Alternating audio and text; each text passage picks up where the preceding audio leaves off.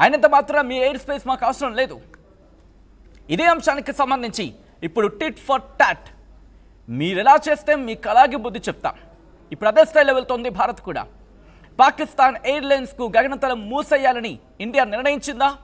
ప్రస్తుతం అటువంటి చర్చ జోరందుకుంటోంది. పాకిస్తాన్ ఇప్పుడు ఇక గత్యంతరం లేదు. ఇటు ఎలా వెళ్ళాలి ఒక్కసారి మీరు చూడొచ్చు. పాకిస్తాన్కి సంబంధించి మీరు చూస్తే ఇదిగోండి, ఒకవేళ పాకిస్తాన్ ఎవరైనా వెళ్ళాలనుకుంటే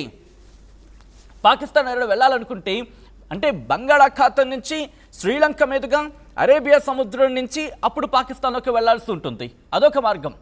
లేకపోతే ఇటు బంగాళాఖాతం కావచ్చు, లేకపోతే పైన ఉన్న మిగిలిన దేశాలు చైనా నుంచి వెళ్లాల్సి ఉంటుంది.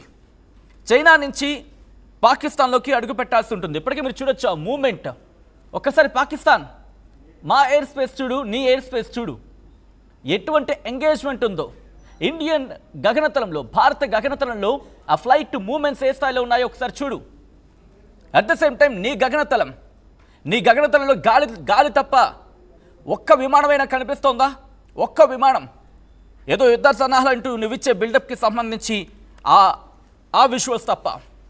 మీరు చూడొచ్చు పాకిస్తాన్ గగనతలంలో కనీసం విమానం తోక కూడా కనిపించట్లేదు. విమానం కాదు కదా, విమానం తోక కూడా అక్కడ కనిపించట్లే. బట్ భారత్లో మీరు చూడొచ్చు, రెండు కళ్ళు విప్పి చూడు ఒక్కసారి పాకిస్తాన్. ప్రస్తుతం నీ పరిస్థితి ఏంటి, భారత్ పరిస్థితి ఏంటో. విమానాలు క్యూ కడతాయి మాకు ఇక్కడ. ఢిల్లీ తీసుకో, హైదరాబాద్ తీసుకో, ఏ సిటీలో ఏ ఎయిర్పోర్ట్ తీసుకో, మాకు ఆ ఎంగేజ్మెంట్ ఉంటూనే ఉంటుంది. కానీ ఇప్పుడు నీ పరిస్థితి ఏంటి ఆలోచించుకో ఒక్కసారి. ఇప్పుడు భారత్ కూడా అదే ప్లాన్ చేస్తోంది. ఇటు ప్రపంచ దేశాల మీద ఒత్తిడి పెరుగుతుంది. ఎందుకంటే పాకిస్తాన్కి సంబంధించి అటువైపుగా వెళ్ళాలంటే పాకిస్తాన్ ఎయిర్లైన్స్కి సంబంధించి మరి ముఖ్యంగా ఏదో అంటారు ఇక్కడ,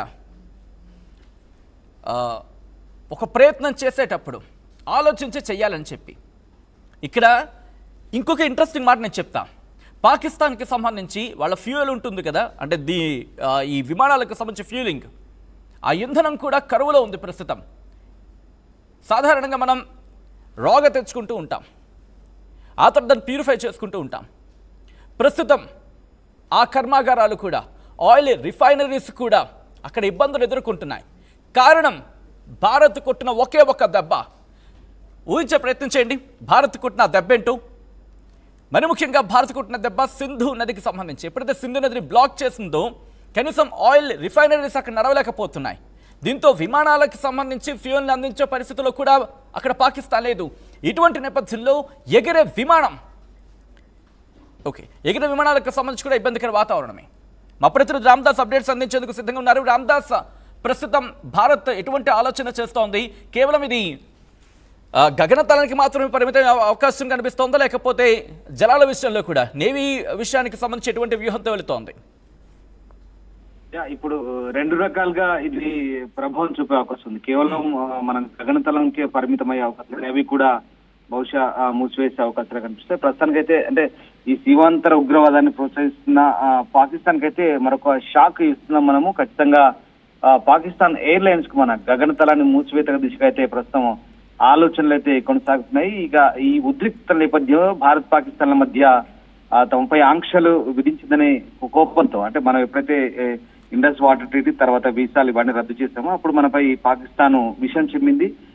మన గగనతలంపై, అంటే వారి గగనతలంపై, తమ గగనతలంపై మన దేశ విమానాలు రాకపోకలపై నిషేధం విధించింది. ఈ నేపథ్యంలో ఇప్పుడు న్యూఢిల్లీ కూడా దీనిపై ప్రతీకార చర్యలకు సిద్ధమవుతుంది. అటు ఇస్లామాబాద్ కు సంకేతాలు పంపుతుంది.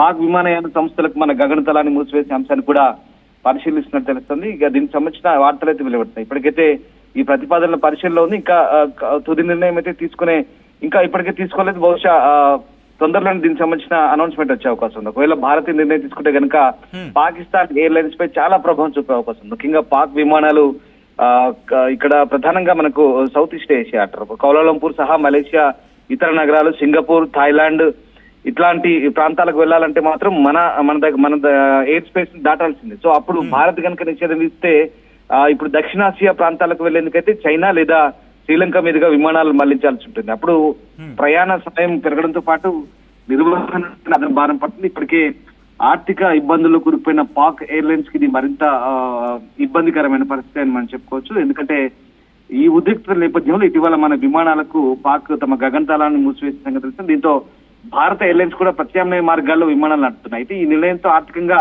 మనకంటే పాక్కే ఎక్కువ నష్టం అని ఎక్స్పర్ట్ చెప్తున్నారు. ఎందుకంటే ఇప్పటి వరకు భారత్ నుంచి పాక్ గగనతలం మీదుగా వారానికి దాదాపు 800కు పైగా ఇంటర్నేషనల్ ఫ్లైట్స్ వెళ్తుంటాయి.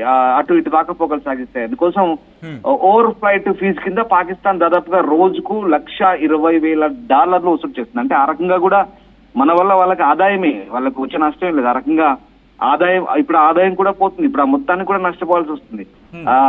పుల్వామా అటాక్ తర్వాత కూడా దాదాపు అప్పుడు కూడా 5 నెలల పాటు భారత విమానాలపై ఆంక్షలు ఉన్నాయి. అప్పుడు కూడా ఆ దేశం దాదాపు $100 మిలియన్ అంటే $1 బిలియన్ నష్టపోయిన పరిస్థితి. ఇప్పుడు కూడా అదే పరిస్థితి. ముఖ్యంగా మనకైతే పర్టికులర్ గా ఇప్పుడు ఉత్తరాది నగరాలు ఢిల్లీ, అమృత్సర్, అలాగే వారణాసి, లక్నో ఇలాంటి ప్రాంతాల నుంచి మనం ముఖ్యంగా పశ్చిమ దేశాలకు వెళ్లే ఫ్లైట్స్ కి మనకు కాస్త ఇబ్బందికరంగా కొత్త విమానయాన ఛార్జీలు దాదాపు 8-10% పెరుగుతాయి. లేదంటే కొత్త సమయం ఎక్కువగా ఉంటుండొచ్చు. అంతేగాని మనకు గంటన్నర మాత్రం ఎక్స్ట్రా పట్టే అవకాశం కనిపిస్తుంది. ఎందుకంటే పాకిస్తాన్ ఎయిర్ స్పేస్ కి సంబంధించి మాట్లాడుకునే సందర్భంలో మహా అయితే మనకి ఇక్కడ గుజరాత్ కావచ్చు, రాజస్థాన్ కావచ్చు, జమ్మూ కాశ్మీర్ అక్కడికి ఇబ్బందికర వాతావరణం, కాస్త ట్రావెలింగ్ అంటే ఆ వేస్ కి సంబంధించి మాట్లాడుకునే సందర్భంలో కాస్త పంజాబ్ వరకు కూడా మనం చెప్పుకోవచ్చు. సో ఇప్పుడు ఇటువంటి సినారియోలో పాకిస్తాన్ కి సంబంధించి మనం క్లోజ్ చేసే ప్రయత్నం చేస్తే కనుక ప్రపంచ దేశాలు ఇబ్బంది పడే అవకాశం ఉంటుంది. At the same time Pakistan airlines ని వాళ్ళు క్యాన్సిల్ చేసుకునే అవకాశం ఉంటుంది, ఆల్టర్నేటివ్ చూసుకునే అవకాశం ఉంటుంది. ఒక రకంగా చెప్పాలంటే గడ్డు కాలం ఎదుర్కొంటుందని చెప్పుకోవాలా. ఇంకా యుద్ధం అనేది ఇంకా ఆ ఎకరానికి సంబంధించి ఇంకా రూపు కూడా దిద్దుకునే పక్షంలో డెఫినెట్ గా ఖచ్చితంగా ఇబ్బందికర పరిస్థితులు ఉంటాయి. నేను ఇందాక మీకు చెప్పిన మనకు మాత్రం అంటే వాళ్ళు మూసివేసిన కారణంగా మనకు ముఖ్యంగా ఇండిగో, ఎయిర్ ఇండియా ఇట్లాంటి టాటా గ్రూప్ యాజమాన్యంలోని ఎయిర్లైన్స్ మనకి ఏంటంటే నార్త్ అమెరికా, యూకే, యూరప్ ఈ మధ్య ప్రాచ్యాలను కలిపే విమానాలకు మనకు ప్రత్యామ్నాయ మార్గాన్ని అయితే ఇక్కడ మనం ఆల్టర్నేటివ్ ఆల్రెడీ చూసుకున్నాం. సో ఇక్కడ వాళ్ళ విషయానికి వచ్చేసరికి మాత్రం వాళ్ళకి చాలా ఇబ్బందికరమైన పరిస్థితులు ఉంటాయి. నిజంగా చెప్పాలంటే వాళ్ళకు ఆటోమేటిక్ గా ఇన్కమ్ పోతుంది. అలాగే వాళ్ళకు అంతర్జాతీయంగా వచ్చేటువంటి ముఖ్యంగా దక్షిణాసియా దేశాల నుంచి వచ్చే మార్గం మాత్రం ఖచ్చితంగా ఇంకా అలా వేరే మార్గం ఎంచుకోవాల్సి ఉంటుంది. చాలా దూరంగా ఉండే పరిస్థితి. మనకు వచ్చేసి air India express, spice jet, ఆకాశ ఇట్లాంటి ఇంటర్నేషనల్ అంతర్జాతీయ విమాన సంస్థలకు చాలా ఇబ్బందికరంగా ఉంటుంది. అంటే ముఖ్యంగా మనకు న్యూయార్క్ వెళ్లే ఎయిర్ ఇండియా నాన్ స్టాప్ ఒకటి ఉంటుంది. అలాగే దీనిపైన ఎక్కువ ఇంపాక్ట్ ఉంటుంది. ఇక యూరప్ లోని ముంబై న్యూయార్క్ విమానం ఏదైతే ఉందో అది ఇది కూడా ఢిల్లీ న్యూయార్క్ విమానం ఇవన్నీ కూడా కోపెన్హేగన్ లో ఆగుతుంది, వియన్నాలో ఆగుతుంది. అంటే ఎక్కువ మంది సిబ్బంది, ఇంధనం ఇక్కడ ఇవన్నీ కూడా మనం ఎక్కువగా కొంత యూటిలైజ్ ఉంటుంది. సో ఆ రకంగా ఢిల్లీ సహా ఉత్తరాది రాష్ట్రాల నుంచి ఇక పశ్చిమ దేశ విమానాలకు ఈ మూసివేత కారణంగా కొంత ప్రభావం అయితే చూపాయి. ఇప్పుడు మనం దానికి ఆల్టర్నేటివ్ చూసుకున్నా మనకు సెట్ అయిపోయింది. కానీ ఇప్పుడు పాకిస్తాన్ పరిస్థితి ఏంటి?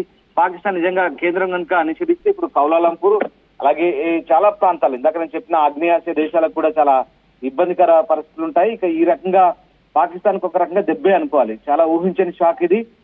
ఈ రకంగా కొత్త తలనొప్పులు అయితే ఇప్పటికే మనం సింధు జలాలు రద్దు చేస్తున్నాం, వీసాలు రద్దు చేసుకున్నాం.